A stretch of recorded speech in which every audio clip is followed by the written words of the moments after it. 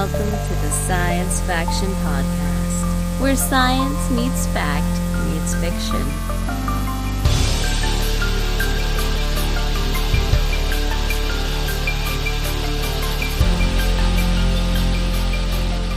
This is Science Faction for the week of June 14th, 2026.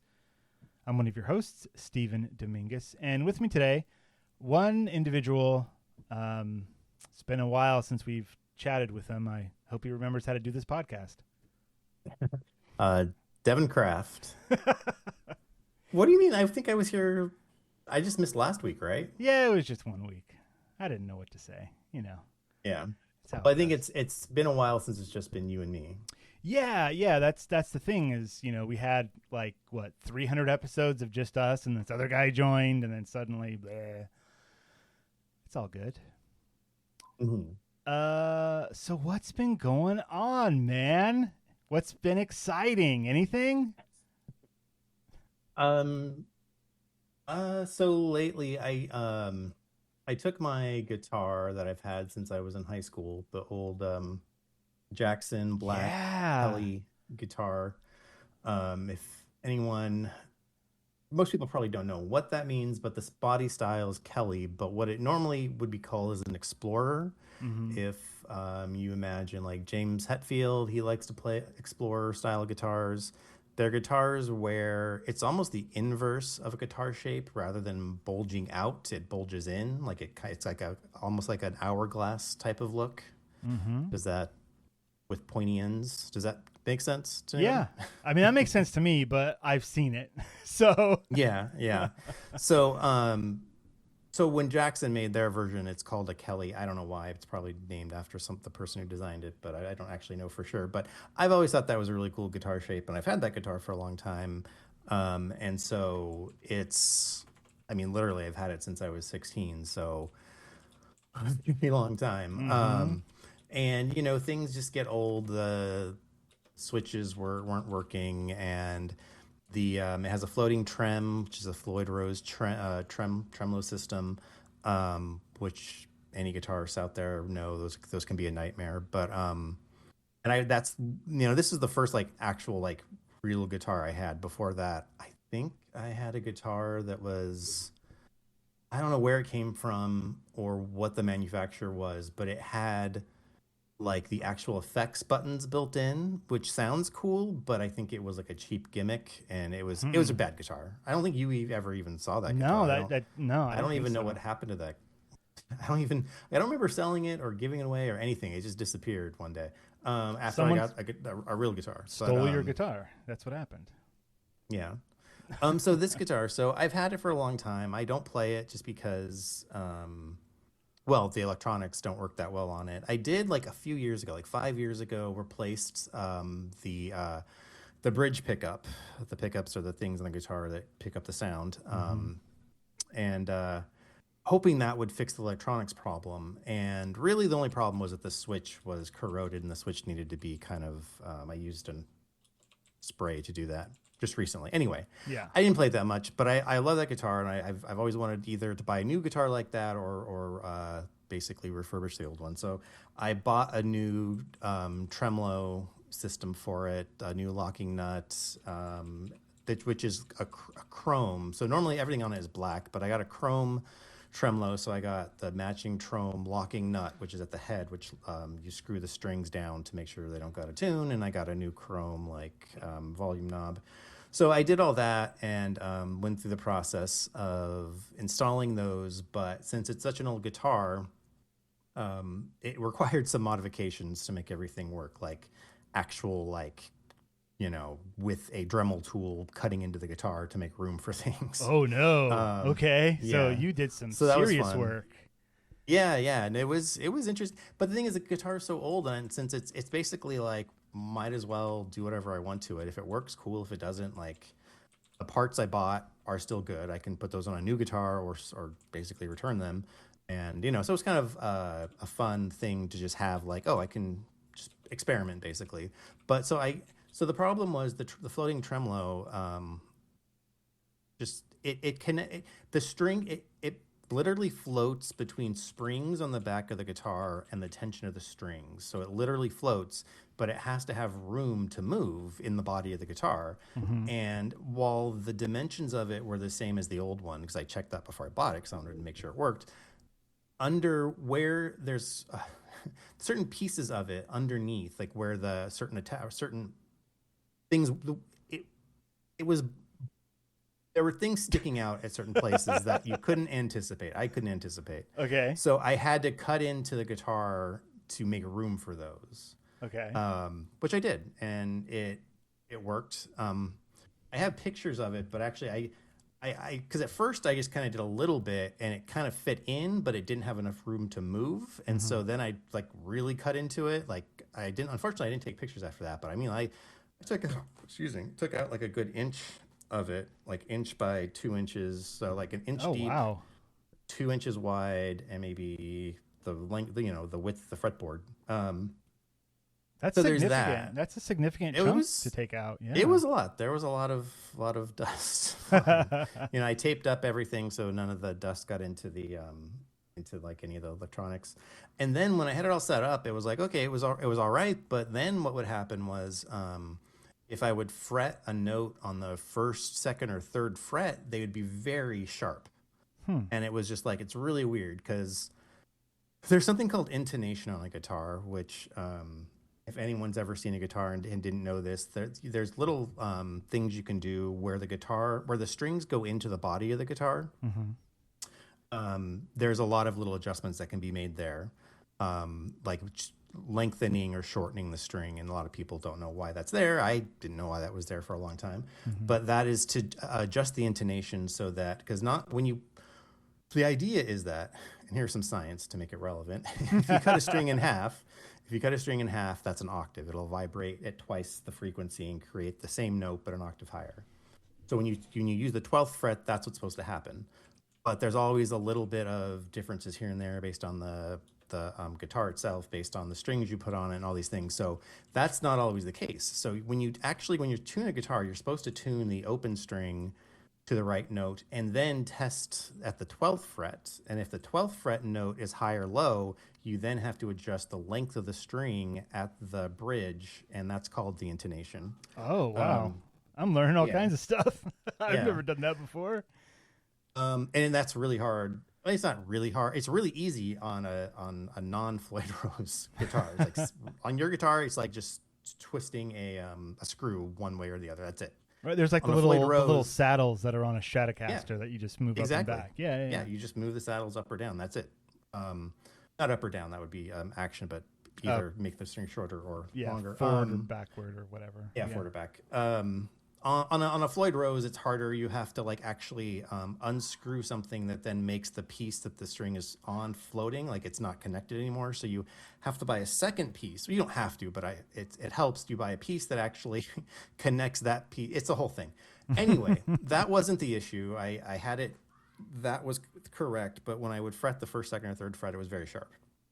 And I found out, I could kind of tell just from the way I was doing it what the problem was. But the part where the strings go into the head of the guitar was too high, which is a metal piece that you can't really modify. Like on some guitars, it's plastic and you can file it down. On acoustic guitars, you can file it down all the time. It's a way of adjusting the action, but you don't want to file it down too much because it's really hard to add more material to it to actually bring the string up.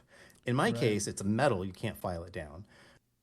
But what I figured out was, since again this replacement piece wasn't designed for a guitar from the 90s, it's bigger, it's taller. Okay. The width and length was fine, it fit perfectly, even the screw holes matched up, but the height was wrong. And so since I couldn't change the metal piece, I had to change the guitar. So I had to take that piece off and file down underneath that piece so that when that was put back on, it was lower. And again, that's kind of a standard practice. If you take your guitar to someone to set it up correctly, that's something they might do if it's necessary. I watched videos on it and they're like, yeah, just sand it down a little bit, you just want like the smallest little change. I'm like, no, I need a big change. Like I can tell it's a millimeter or two off. Like I need to and I can even tell comparing that guitar that I'm talking about to like one of my newer guitars that has the same system, I can tell that for whatever reason they've changed the design, because on my old guitar you can see part of the fretboard under that piece. So they like cut into the fretboard and put that piece on top. On my other guitar that has the same system but is new, the fretboard stops at that piece. So that piece will rest on the wood of the neck, and the fretboard just won't be there at all. So and I basically had to do that. I had to file it down to where I took the fretboard off the neck, and I could even see like going from rosewood, dark brown to, just regular whatever kind of wood the neck is, a bright brown. So that was fun. So I did all of that, and it pretty much plays the way it should. Like, it's set up well, the action's great, it feels great. Did you get like a heavy dose of nostalgia with like, finally my old guitar is working again? I've been playing. So I tuned it down, and right now it's tuned down a whole step. I Are you gonna play some Korn? What are you doing? Yeah. Well, there's like Sad But True is tuned down a whole step, but or you call it D standard. But I started learning to play Vivaldi's Summer, which you'd recognize it if I played it. It has a very like fast, shreddy sound to it. And I found like a video of someone. There's a lot of videos of people playing it online, but I found one where it was, has the tabs and everything, and they said it was tuned down a whole step. So however they play it, it's tuned down a whole step. So that's how I'm learning it. So I decided I would just use this guitar for that. So right now it's tuned down a whole step, and so then since that's the piece I'm kind of learning the most right now, I've been playing it like, whenever I learn that piece, which has only been a couple days because I just did this like a few days ago. Well, over the course of the week, I did a little bit here and there, but I was using a different guitar to learn that piece that I could easily tune down a whole step. Because when you use the whole Floyd Rose locking nut, when you want to change the tuning, it's a whole process. Because you tune it down, it takes forever to tune one of those guitars, because every time you change the tension on one string, it changes the tension on all the strings because it's floating. And then if you're really changing it, like if you change the gauge of the string, or you change the actual tuning, because if it's all down a half step or a whole step or more, that's a lot less tension on the strings. And so when it floats, it's going to be resting way too far into the body of the guitar. So you then have to go to the back of the guitar and loosen or tighten the tension from that direction, which is usually just screwing in and out I guess they call it the claw, if you need to, you can actually change the number of springs if it's that drastic of a change. So changing the tuning. So now, that guitar's in a half or down a whole step. It'll probably be that way for a while until for some reason I want to tune it differently, because I have other guitars I can play in standard, and like the main guitar I use, the Avenged Sevenfold guitar, the Sinister Gates guitar, is in standard, and that's the one I kind of use the most because it's the best guitar I have, and it's the easiest and most fun to play. But so anyway, that's what I've been doing. Wow. All right. So you're becoming a guitar tech. Got it. I remember way back, I don't know if we were in high school or if it was afterwards, when I took my guitar, which is a Stratocaster style, but it's a QVC guitar that my grandma got me when I was in high school, the red one that's covered in stickers, right? Yeah. And I was going to put in new pickups, but of course I'd never done anything like that before. And you had a relative over at your grandma's house, and he was like, "Oh, I can help you with that." And we tore the thing apart and like rewired it and all this stuff, and it's worked great ever since. But that was the last time I've really gotten into the guts of a guitar. That was cool. Yeah, I sent you some pictures. I know people listening can't see the pictures, but the pictures I showed you actually just have the first step of where I grinded down some of the insides. But if you can see that the black spot that's still inside the guitar, like I had to take all that out too. So it ended up being a lot more than you see. Oh, wow. But I also have the pictures of the two tremolo systems, and the one in back is the old one, and you can see how it's flat on the bottom, and the new one has those metal pieces bowing down. Yeah, I can see that. Yeah, wow, so dude.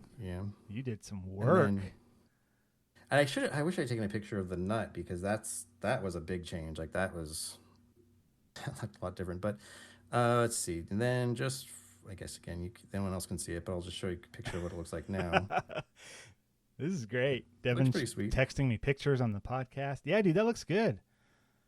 Well done, man. That does bring back memories. Because this, like, for the longest time, this was you. Like this guitar. And if I was famous, like, that would be. If I was famous, that would be my style of guitar. That'd be. Yeah, 100%. I know it's not unique, but that would be what I would associate myself with. You got a random nail in your wall, dude. What's that about? Yeah, I saw that in the picture. I'm like, I should take that out before I took the picture. Right on, man. Maybe we can put some of these on our Discord, and then the patrons can check them out. Sure. What a fun thing. Like, I like getting into the guts of things and changing them. And actually, you know what I did? So I'm going to talk about this Disney trip that I went on, but I'm going to fast forward to the very end. And when we got home, and like the next day, we're putting stuff away, and all of the, Star Wars stuff, and I'll get into that, was all just kind of shoved into my office where I keep it. And so I had to take some time and like reorganize, because I got, more stuff, of course. But the latest lightsaber that I built, which was from the last, trip, I didn't build one this trip. It felt like loose. Like I was checking batteries on everything, checking the lightsaber blades, plugging them in and all that. And that one, like, it kept making the connection noise. Like when you put in the Kyber crystal, the lightsaber will make a noise that kind of confirms, okay, I've connected to this crystal, and now we're good to proceed. Essentially, just this little like noise, and that's only supposed to happen when you insert the Kyber crystal. Well, it kept happening, and I'm like, okay, something's loose, something's going on. I'm gonna take this thing apart and figure it out. I stripped this thing down to the point where, like, I took it apart. And there was a point where I was like, I don't know if I can get this thing back together. Because the way that it's set up, like, you put the batteries on one. So the whole thing, when you break it down, it's in two separate pieces. And the Kyber crystal goes in the middle. And then there's some wiring that goes from the bottom part to the top part, kind of back and forth, to connect the top and the bottom together. And some of that wiring came undone, and I put it back together. I didn't see anything obvious when I was in there, but I just kind of wanted to like break it down and see like if I could easily find a loose wire or something, and I couldn't. And so I was like, all right, well, I guess I'll put this thing back together. And like as I was doing fixed that, it, right? No. Okay. No, that's spoilers. No, I didn't fix it. I'm like, and just just taking it apart, and putting it back together, maybe you somehow like retightened or fixed whatever was wrong. But that was kind of the hope. But when I got it back together, it did not register the crystal at all, and I was like, I must have unplugged, because I had to unplug a lot of stuff, a lot of wires and things. Maybe I put one of them backwards or something. But as I was doing that, I was also looking up to see if, like, is this a common issue that I'm just not aware of? And it's not. But there was one post that I found that was like, hey, I've got this issue. I've tried all these things to solve it. And then someone commented, and they were like, well, just take it. Next time you go to Disney, just take it back and tell them what happened. And, maybe they'll fix it for you. And I was like, all right. And then there was a response from like, several months after that was like, hey, I took it in. I said, here's the problem I'm having. They took it in the back, and they just gave them like a new core for free.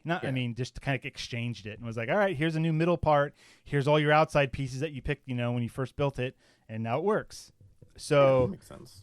Yeah, I'm going to try Disney, that cost them nothing. Like, that's the cost of doing business. That is built into the price of the cost of the lightsaber, I'm sure.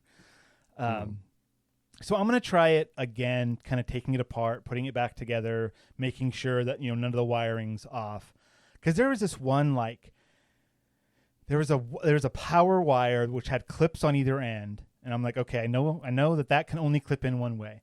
And then there was a data wire, and that one was more like a ribbon type wire, and it just kind of slid into its connector. And I could have just put that in upside down very easily. So I'm thinking like that's probably what I did. But regardless, I'm gonna check it, see if I can fix it. If I can't, next time I go to Disney, I'm gonna take it with me and be like, I bought this here and it broke. Fix it, please, and see what they do. Mm-hmm. Hopefully they'll show me some grace and do the same thing. So speaking of Disney, We went big old Disney trip, big old family trip. We left on Sunday. So 1 week ago, we left because hey, hallelujah, we're actually recording on a Sunday again. This hasn't happened in a while. Also, Ben's not here. He's Hallelujah. This hasn't happened in a while. Hallelujah. This hasn't. He's driving right now. He was visiting family down in San Diego, and he's on his way home right now. And so good for him, I guess. Yeah, cool. Yeah. Yeah, he showed us. He'll probably talk about it next time, but he went to a really cool bar. So yeah, and it's one that patron Renee recommended, and he posted a bunch of stuff on our Discord about it. And it still looks like an awesome place to go. Yeah. So yeah, he'll talk about that next week, I'm sure. So we went. Sunday was a pool day. Monday we did rope drop, and it was just a long, chaotic day. And then the next day, Tuesday, we went to California Adventure. A long, chaotic day. The third day, we were dragging. We were just like, this is because typically when we go, we'll go for like 2 days, and then we'll have a break day, and then go for our third day after that. If we're doing like a 3-day thing, because typically tickets are cheaper for us if we do 3 days. We didn't do that this time. So by the time the third day came around, we were all dragging. The kids barely wanted to do anything. It was like, this is too much Disney, and that's okay. And then the day after that, we left. But I picked up lots of stuff that I don't need and spent so much money. So the first thing, I got a Spira. So a Spira is a coin. It's kind of rectangular shaped. It's got, Star Wars stuff on it. And it is a gift card. So you load it with money, and then you can use it to buy things all around Batuu, right? Galaxy's Edge. And so it costs like $5, and then you have to put at least $100 on it. But I was like, I know I'm going to spend $100 on junk, so let's load it up. So I got that little keepsake. Ended up building another droid with my little nephew. That's all he wanted to do. He's 5 years old.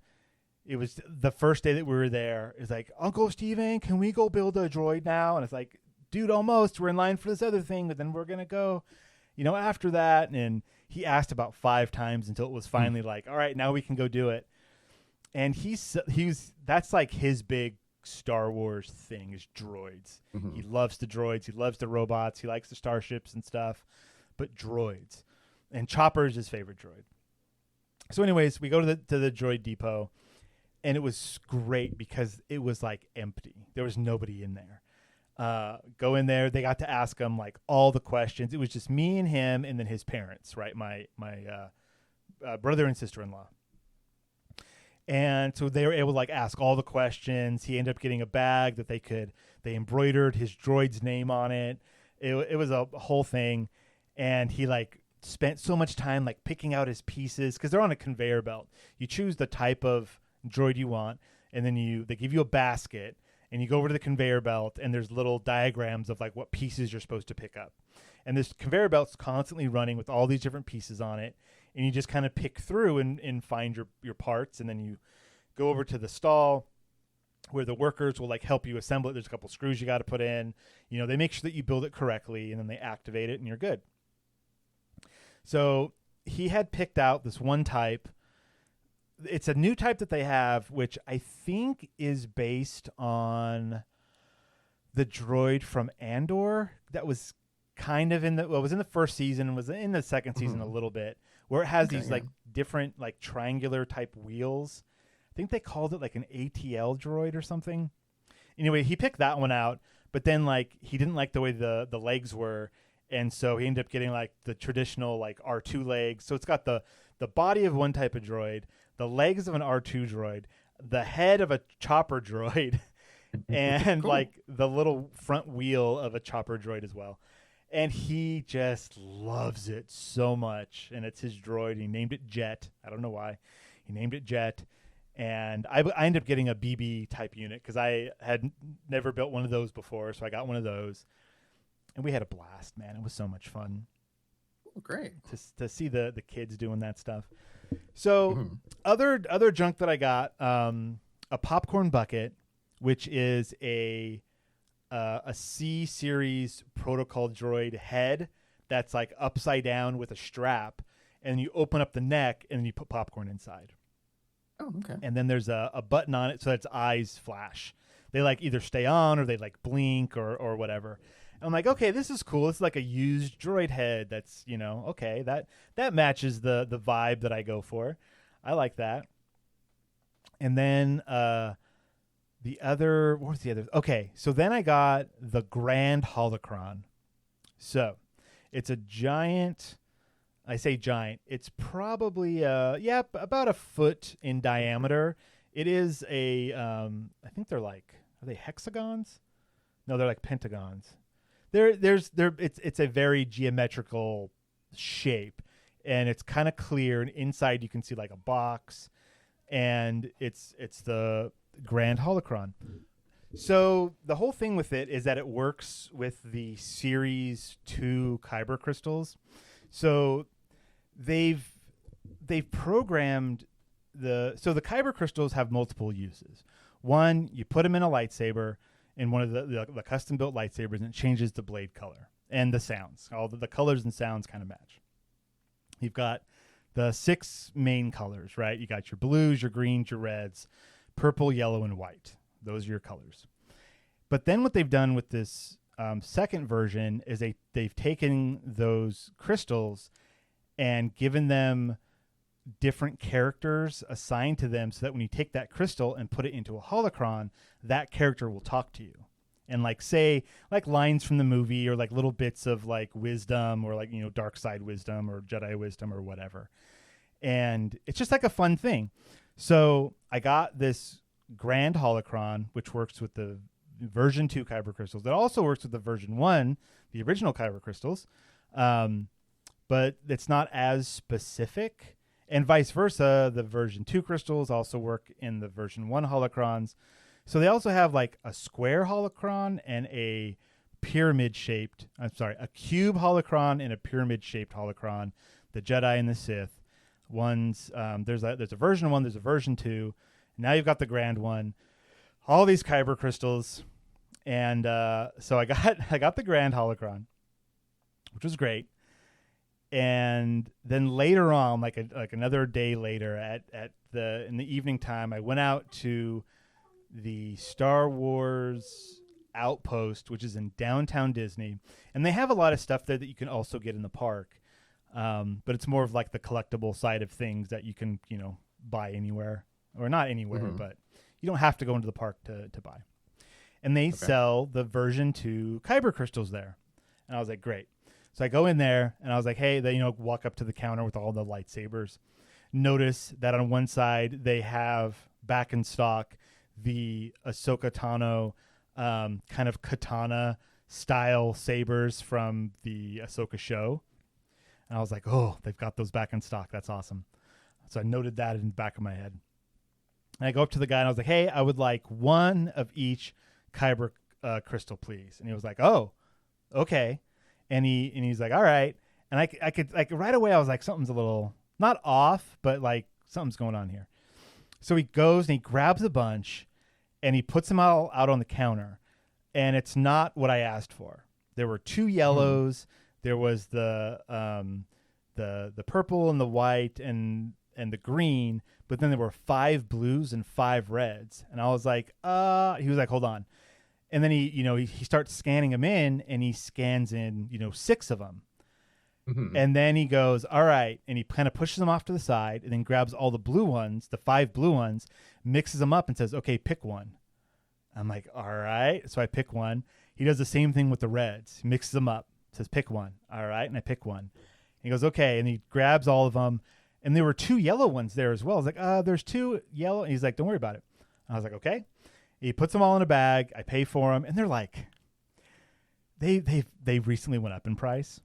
Mm-hmm. They used to be like $17.99, and now they're like $24.99. So I bought 6 of these things at like $25 a pop. So yeah, I spent some money. So he gives them to me. I say thank you, and I'm thinking to myself like, what just happened? Something just happened, and I'm not sure what it was. So I finish my shopping. I go back to the hotel room, and I'm by myself because everyone else was. This was on the third day. Everyone else was in the park, and I was limping around because I got this massive blister at the bottom of my right foot. Yeah. And it broke, and it was just so painful. So I went back to the room, and I was like, all right, let's see what's going on here. So I looked it up before I started opening them, and the blue ones and the red ones, you have a chance of getting an extra special crystal in them that is half blue, half red. And if you get it in the blue one, it's a Ben Solo crystal, and if you get it in the red one, it's a Kylo Ren crystal. So this kind of shows like both have, it's special, it's hard to find. So I'm guessing what this guy did was gave me a chance, like within those 5, one of those was mixed in there because they're not supposed to like give them out, but he must have known, or I don't know. Maybe he was giving me more hints that I picked up on like which one I was supposed to pick. I don't know. Anyways, it was a regular blue one and a regular red one. Like there was nothing special. I was like, all right, that's a bummer, but okay. So then like the 2 yellow ones, I was like, all right, maybe there's something special with the yellow ones because I looked at the receipt and he only he sold me 6 crystals, but I had 7 containers because he gave me an extra yellow one. I was like, oh, maybe there's something special with the yellow ones. I looked it up, and I didn't find anything special about the yellow ones. I was like, okay, this is weird. So I opened one of them up, and I was like, all right, this is regular. Opened the second one up.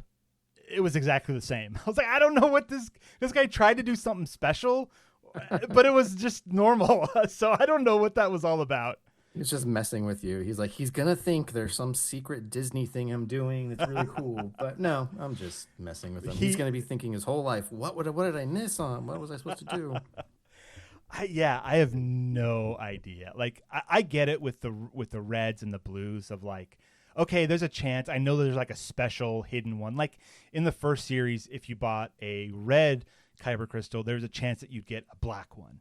Right. And you can find those like on eBay now for like $1,000 or something because they were really rare to find. And then when you inserted them in the lightsaber, it was just a regular red blade. It was just like a little kind of special thing that they did. Well, now they've marketed it. So now we know, okay, the reds and the blues have a special one in there. The yellow one, though, no idea. No idea what that was about. So, okay. Anyways, so those are the Kyber crystals. The last little bit I wanted to talk about was I also got a hat, a regular old baseball style hat. However, on the front of it, it says Star Wars, but not in English and not in Arabic, the Star Wars thing. They're like mixed together. So this is something I had heard about online, that they got a graphic designer and they were like, we want it to say Star Wars, but using the Star Wars language or the Star Wars lettering, but we need it to look like the Star Wars font that everyone is familiar with. And so they kind of did it. Like the symbol for the S looks way different than an S. And so it was just kind of an S and the T. But then the A and the R for Star, the A and the R are like in Arabic, and the A and the R in Wars is also Arabic, but the W is a little different and the S is a little different. So it's kind of a mismatched kind of thing. But when you look at it, you know it says Star Wars, but you're not sure why it says Star Wars. And to me, that's awesome because I like all of the like in-universe stuff. Especially there because you can pretend that you're there. You're in the Star Wars.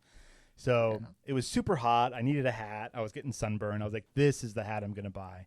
And so I ended up wearing that, and it's super awesome. Highly recommend. It's a good quality hat too. Like that's the other thing. Sometimes you get a baseball hat somewhere or a baseball cap style and it's like stretchy or it's weird or it's got the netting on it. No, this is like a legitimate hat. Very cool. Yeah. Is it fitted? Like you had to get the right size? It was a snapback. Okay. So yeah, not fitted. It was not that fancy, but it's it's well constructed little hat. So very happy with that purchase as well. Nice. Cool. Yeah. All right. Well, we've gone over guitars. We've gone over Disney. What else is there? We need to take ourselves a little break. When we come back, we're going to hit up some future or now. We're going to talk about, What is this? Microplastics? Oh, that's going to be great. I figure, future now, like I don't have to talk about science. I can talk about a science sci-fi show I watched instead, right? You certainly can, man. What are the rules? Because I'm going to talk about the show Paradise that we've been watching on Talk Hulu. about that instead. All right. So everyone who just got excited about microplastics, never mind. It's all right. We're going to take a break. We're going to be back. We're going to talk science and science fiction. So we'll be right back. Hey, you. Yeah, you sitting there listening to this for free, like some kind of podcast freeloader. Look, I'm not saying you owe us, but if you enjoy our deep dives into AI, space, and comic book mayhem, maybe toss a coin to your podcasters. Join our Patreon, get into our Discord, grab some exclusive content, and finally achieve that deep, satisfying sense of superiority over your non-Patreon listeners. Just imagine their sad, uninformed little faces. Patreon.com/Science Faction Podcast, because knowledge is power, and power is best hoarded behind a paywall. And we're back. Hey, what's up? Hey, you still have a weird pause, man. Ben's supposed to say something. I don't say something. He is supposed to say something. A big thank you to our patrons, Renee and Josh. Thank you so much. You guys make it possible. And like we said earlier in this episode, Ben's got some stuff to say about a bar that Renee recommended a long time ago, and he posted on our Discord all about it. So look forward to him next week, hopefully, giving us a little chat about that. Sounds fantastic. Yeah. So now it's time for Future or Now. Now. All right, Devin, what you got for us? Okay, so we've been watching a show that's on Hulu called Paradise. Uh-huh. I'd seen it come up on lists of like recommended shows for 2026, and we were looking for something to watch. I'm trying to think what we had watched recently that was like, oh yeah, I talked about Widow's Bay before. Right, yeah. So that releases like once a week. I think they only have one more episode to come out, so it sucks. But anyway, we're looking for a new show to watch, and I had heard of this show. I heard it was good. Didn't really know what it was about. And then I don't know where I heard a reference to it again. Anyway, so you know nothing about it, like never seen a preview or anything. Now, I have no idea. Maybe okay. I do know, and I just don't know yet. So the main actor who like you see like is the reason the show they're marketing it behind him is Sterling K. Brown. I'm not sure if you know who that is. No. His breakout role was from the show This Is Us. He was the African American guy on that show. That show is about triplets who grow up together. And he's one of them. Although it's a convoluted story about one of the babies doesn't make it, and he was born at that hospital, and so he grows up with a white family. Anyway, that's not this show. That's an old show. But that show. Have you heard of This Is Us? Yeah. Martine watched it. I didn't, but I watched the first like 3 or 4 seasons. Its quality kind of fell off. Jen finished it, even though she also didn't think it quality. It's a really good show. The first couple seasons are really good. It's very emotional. Like the whole thing about that show is like every episode you're gonna cry. Oh, good. The reason I bring that up is because this show is also made by the creator of This Is Us.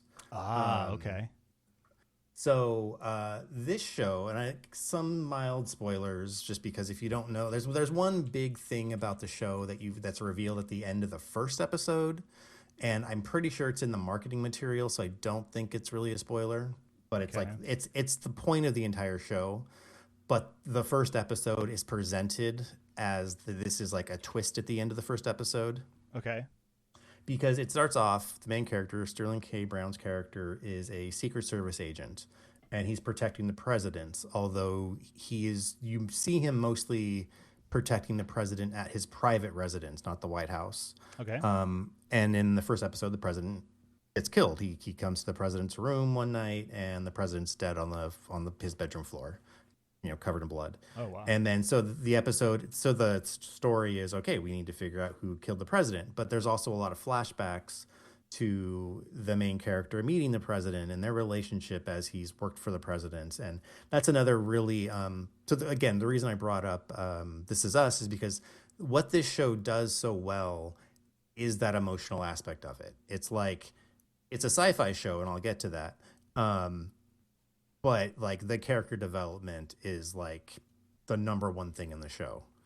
I mean, almost to a fault. That sometimes it is like, okay, I want to know more of the story, but we're spending a lot of time on character development. But it's it's done really well, and it's a good show. So as the plot unfolds, what you find out, well, and so this whole thing is taking place in this like nice neighborhood, sunny, nice big houses, well-kept streets. And you find out by the end of the episode that this is all taking place in an underground bunker. That the world has essentially ended. It's a post-apocalyptic scenario. But before the world ended, the United States government hollowed out like this mountain in Colorado. And instead of building like a utilitarian kind of like efficient bunker with like bunk beds and like all this, stuff, they built like the American dream basically underground. Oh, wow. Yeah. And so then it's a conspiracy type thing. It's like, who killed the president? Who's really in charge? Who's, and you learn about all the stuff, because there's tons of flashbacks to before this all started, so you get to see like how this was built and who was involved and all this stuff. So like half the show really does take place kind of before the end of the world, because you're seeing so many flashbacks. So the hollowed out mountain, is it just like one neighborhood, or is it like an entire city? Like what? It's a city of 25,000 people. Oh, wow. Okay. Like and that's again sci-fi. Like this is not, you couldn't really do this in real life. What are you talking about? Of course you could. Yeah. But they try they do spend time on like showing the development of it and the people who are hired to design it. And one of the main characters in the show is like the psychologist who was hired by the main rich person to try to figure out like what's the best way of having society structured and who should be involved. So it's well thought out. The whole premise is very well thought out, it sounds like. For the most part, yeah. I mean, you can always, no matter how well you think something out like this, you can always find ways to pick at it, to be like, well, wait a minute, why did you spend time making this like the real world? Like they drive cars here. It's like, why do you drive cars here? But yet you... yeah, you're underground. Where's the pollution going? Yeah.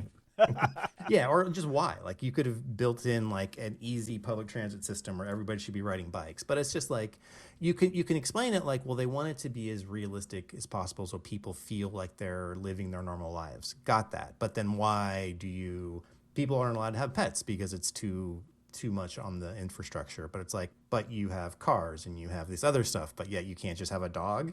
Yeah. Like, but that's anything, no matter how well you do a show like this with a crazy premise, you're going to be able to poke holes in it. Yeah. But it has the mystery and action of like, there is a conspiracy and there is a pretty well designed bad guy in the story. Like the main woman, who is clearly the antagonist, she has a very emotional backstory that explains why she's so evil and like I mean, and sometimes again almost to a fault, it's like, well, if you weren't so evil, you could have solved these problems without it escalating. But it's also consistent. It's like, oh well, she will not back down from a fight. And even though if she did, things would have gone a lot better, she had to, come out on top. So she had to kill this person, even though if she hadn't, things probably would have gone a lot better. But she had to be like, I told you I'm in charge and you stood up to me and now I have to make sure that you're gone. So things like that. But Wow. it's really well done. We just started the second season,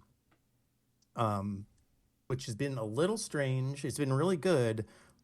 But the first 2 episodes of the second season are almost like standalone episodes in a way, especially the first episode. Because the first episode introduces new characters and just follows them. And you're like, okay, cool. And it's really well done. It's an interesting story. But it's like So we're going to wait a whole episode to get back to the story.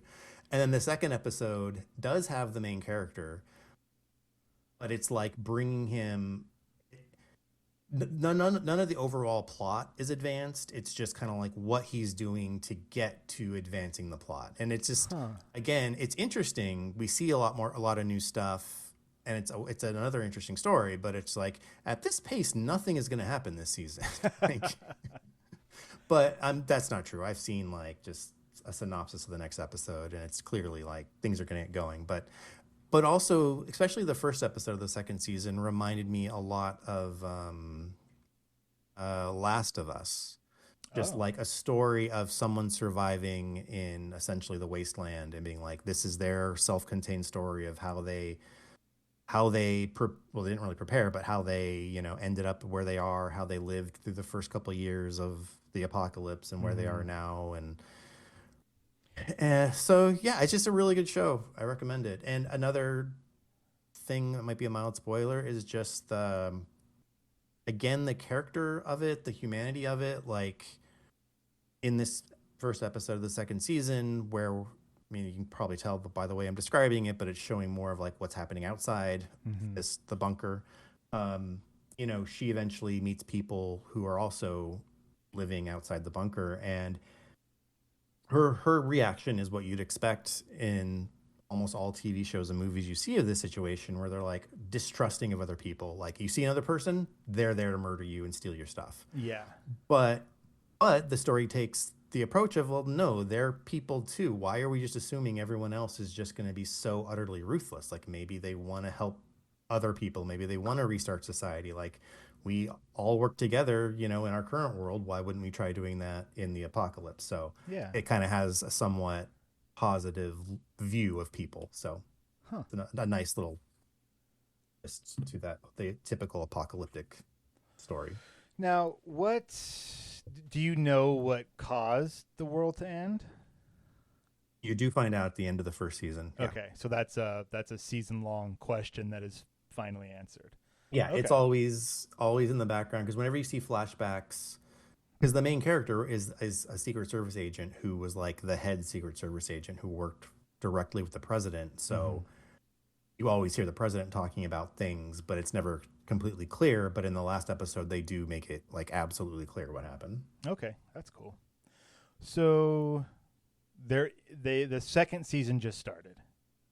Or I'm watching. The second season is aired. It's on Hulu. It's all out. It's been renewed for a third season. Oh, wow. Okay. It's been renewed for a third season, but the second season is all available. So the first two seasons are completely available on Hulu. Well, that sounds like this is the show I got to watch. This sounds... Well, and each season is only 8 episodes, so it's not even... Oh, that's even better. A huge commitment. Yeah. Hour-long episodes, roughly? Yeah. Perfect. That's what I like. 8 to 10 episodes, an hour each. A good show. Sometimes it's all you need. Awesome. Yeah, if you want to watch it with Martine, like you can sell her on. It's the same guy who did This Is Us. So yeah, I think that's how I'm gonna have to sell it. I mean, she watched some of Fallout with me, but that's a little. I'm wacky. sorry. No, This Is Us. Yeah, I'm getting This Is Us and The Last of Us confused. But this is The Last of Us.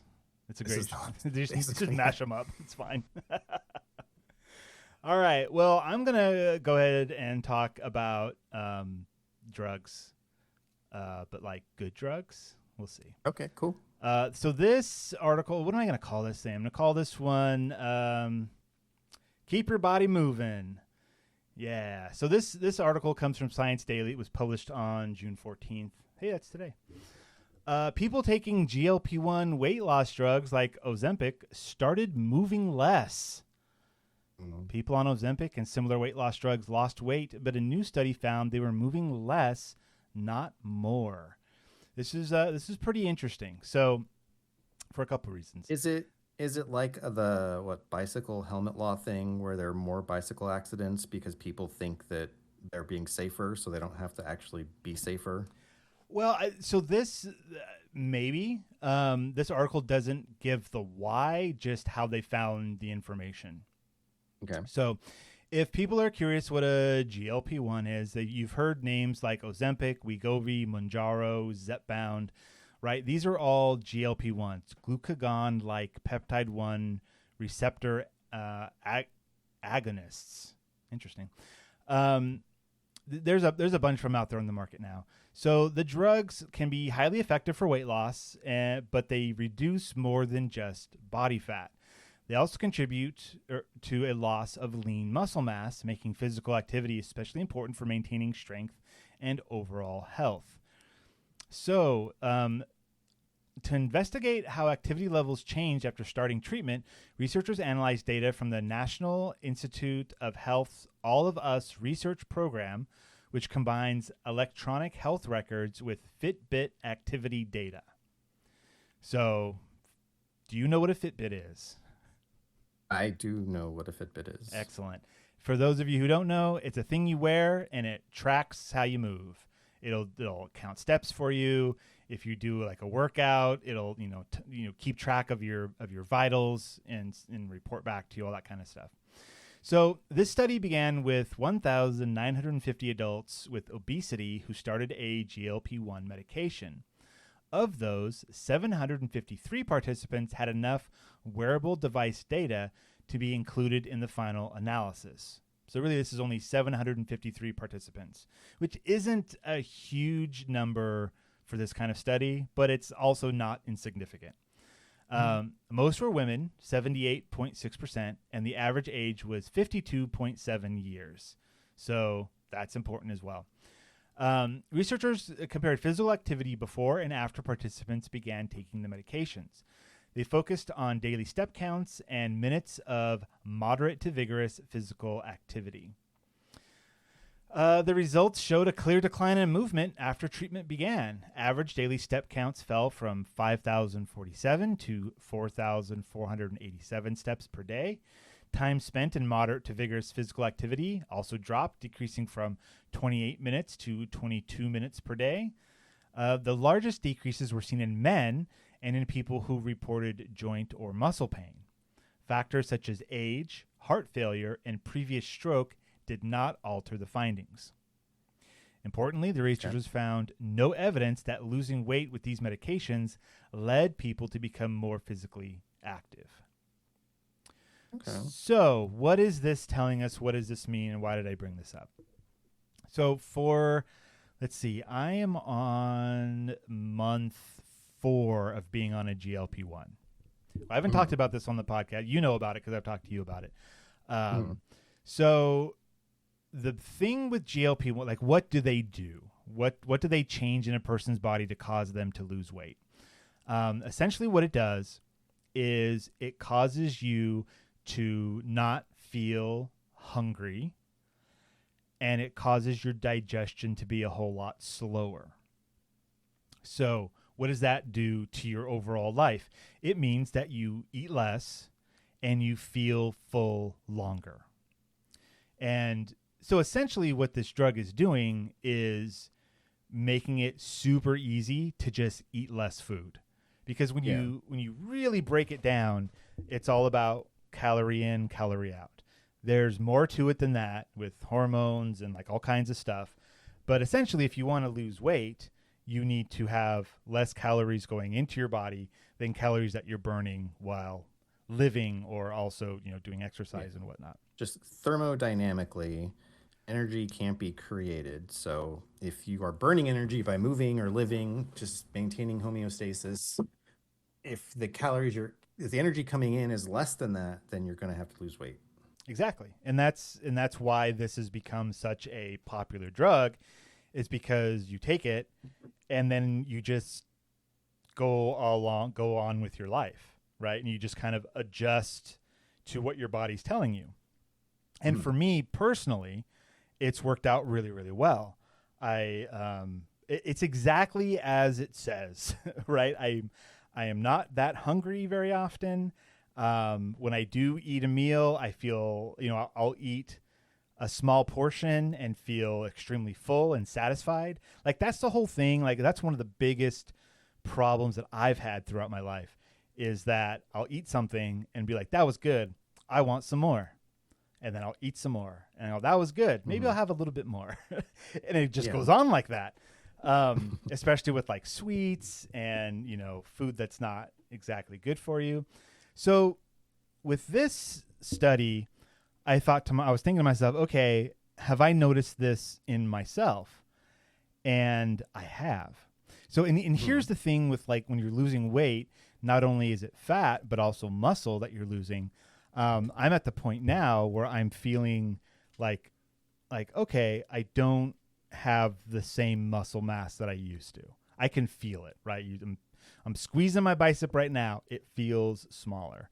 So when your body is using, stored calories, it's going to take that energy from wherever it can. Typically, it's from stored fat because that's why the fat's there, right? Your body's going, I'm off on the desert plains and I don't know where my next meal is coming from. I better eat all the things. And if I eat too much, that's fine. I'll save it so that when I can't find food, I'll be okay, right? That's what our bodies are doing to us. However, we live in a time where excessive calories are extremely available, right? Junk food is the cheapest food out there, right? Like I saw and this. Yummiest. Say it again. And the yummiest. Exactly. And it tastes delicious. I saw a thing recently, I think it was on Instagram, where it was like some fitness dude had a big table and he split it in half. And on one side, he started putting fruits and vegetables, and with little calorie counts going up. Like here's a bunch of bananas, and that's like 200 calories, and here's a bowl of strawberries, and that's 70 calories. And he keeps doing that until it's up to 3,000 calories, which is one of those numbers where it's like, you should eat about this in a day, depending on your age and your height and all these other things. But that's like a rough number. That's close. And then on the other side of the table, he just puts one big bag of like Sour Patch Kids, and boom, 3,000 calories. Yeah. And I'm like, yeah, give me the Sour Patch Kids. And like because then people were making fun of that a little bit, saying like, yeah, all of those fruits and vegetables was like $350 worth of food. That one bag of Sour Patch Kids, that's the same amount of calories, was probably like $15. That's the problem that we have in this country. Really, those numbers should be flipped.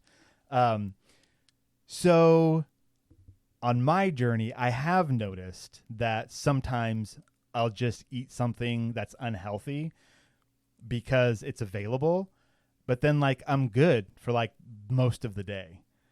And so it's like this weird, like, how healthy am I actually being on this thing?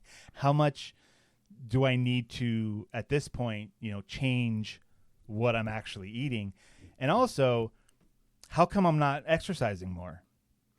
And one of the other things about being on a GLP-1 is you get tired a whole lot easier because you don't have enough calories going through your system, right? Your body is burning all of your excess, fat and muscle deposits that you've got on you to keep you alive. So for me to be like, I'm going to go out and do something, it's like, but I always feel like a little bit tired, in a different way, in like a caloric way. So when we went you could, you don't feel like eating, but you could carbo load, I guess. Well, see, that's the thing. Go work out. If you overeat, it can be painful. Like when you think about overeat, when you're not on this medication, you overeat, your stomach's like, I can't move for a while. It kind of hurts. I'm cramping up a bit. But like if I eat a quote normal size meal, I'll start to feel that way. Yeah. So it's an adjustment. I'm only, like I said, I'm only like 4 months in. I have lost nearly 20 pounds. So that's like, cool. It's definitely working. I'm heading in the right direction. But articles like this are kind of opening my eyes. Like, okay, I can't just, cruise on this. I need to be more specific about what foods I'm putting in and the kind of exercise that I'm doing. What my original plan is that I would start walking again in the mornings. There's a little route around my house. It's a good 3-mile walk. Go out, go around the lake twice, come back. And it's one of those things where it's like, I'll do it tomorrow. I'll do it tomorrow. And like other things come up. It's a busy time. It seems like I'm always busy with things, and I'm just not putting in the effort to do that part of it. But studies like this make me think, okay, I really need to, though, because it seems that people are trending in the other direction. At least people, mostly women aged around 52 years old, are trending in that direction. I don't want to be a 52-year-old woman who's not eating properly. So anyways, I thought that was really interesting. Yeah, that is interesting. And I've heard that, when you're on those, they definitely encourage you to keep working out, or just even if you're not working out, to start working out. But that's a good recommendation for anybody at any time. Yeah. But those are really good, but you are going to lose muscle mass, which is going to be something you have to make sure to try to combat. Yeah. And like I said, I've kind of noticed that starting to happen. So when we went to Disney, we were really like, we don't know what's going to happen, because you move around a lot at Disney. Like you're either standing or you're walking most of the time you're there. Like whenever we look at our step counters, that first day, I think I did like 23,000 steps or something like that. The second day was like 19,000. And that's, you're supposed to get around, I think I did an article about this, around 8,000 steps a day is the point where you're healthy, and any more than that is just like extra good. But the minimum should be around 8,000 steps. Mm-hmm. And a typical day, I'm more like, 4,000 steps, 5,000 steps, somewhere around there, maybe less depending on the day. So it actually went really well. This is the first trip to Disney that coming back afterwards, I'm not like 5 pounds heavier just from, eating. Just nice. Because it's all, you're there, you're on vacation, it's fun food. Mm-hmm. And, I kept an eye on it this time. Like, I'm not going to just snack on everything, or sometimes I wouldn't even get a meal because I would know that the kids are not going to finish theirs. And then I just kind of pick off their plates a little bit, and it's like good enough. And so, yeah, it was really kind of interesting this year to do that. Okay. Well, the link for this is in our show notes, and I also put a link to the IMDb page for Paradise in the show notes if you want to check out that show a little bit more. Looks like the first episode was called Wildcat is Down. I'm assuming that's the president is Wildcat. That is the president, yeah. There you go. I'm looking at the ratings. We're looking at the low 8s. One of the episodes was a 9.5 in the first season. Second season looking like, mid 8s, some 7s. So, on average, it's about a 8 out of 10 star show. So, right on. I was also going to talk about, we just watched, we don't talk about it a lot, but have you seen the new movie, the Pixar movie Hoppers? I haven't. The kids did. I didn't see it though. Okay, like it's on Disney now, streaming. So we watched it was that last night? It's different. Okay. But not in a bad way. Like I didn't know what to expect. But it's different and keeps you guessing, and strange. I did see something. So have you heard of the Pixar theory? No. Okay. We don't have time to get into it. Essentially, later. Yeah, next episode, Pixar theory. Really quick, it is a theory that all Pixar movies is the same universe. Even WALL-E, even Cars, even like all this stuff. And I saw recently a screenshot from Hoppers that is like it's behind the characters. It's like a chalkboard, and a lot of stuff that's drawn on it is stuff from other Pixar movies. And so they're saying that Hoppers is like the key to the Pixar theory now. But like I said, I haven't seen it yet, so I'm kind of interested to see how accurate that may or may not be. I just didn't hear much about it, and I think I saw a trailer at some point, and I just thought, that looks strange. And Pixar is kind of hit or miss lately, so yeah. But but it's about people getting into animal robot bodies and communing with animals. It's like Avatar? Something else. I'm pretty sure they make that joke in the thing. Yeah, that joke was in the trailer. Yeah. Okay, yeah. Which is also kind of weird because Pixar, I've always put Pixar kind of above other animation studios. It's like DreamWorks will do pop culture references. Pixar not so much because they, the strength of the story and the characters kind of is what drives it rather than having to make cheap pop culture references. But it seems like more and more they do make pop culture references, but it's not a bad thing. It's just, but yeah, that's in the movie. Interesting.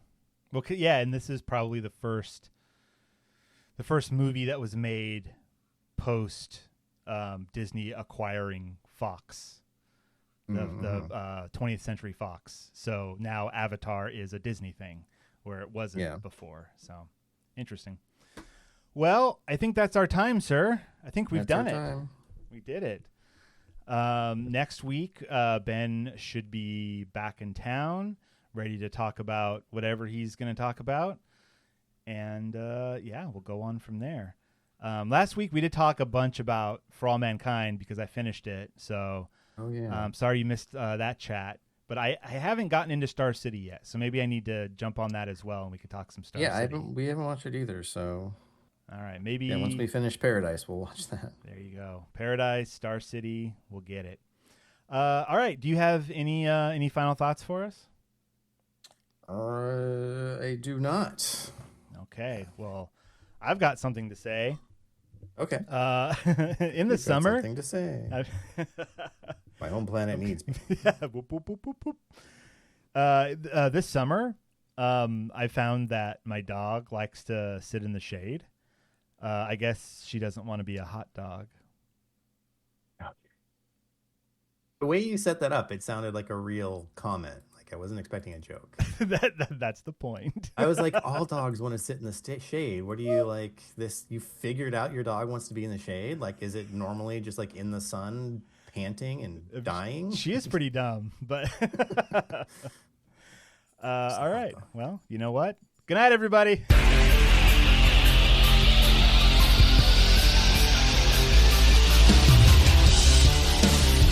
This has been the Science Faction Podcast. Tweet to the host at SciFact Podcast.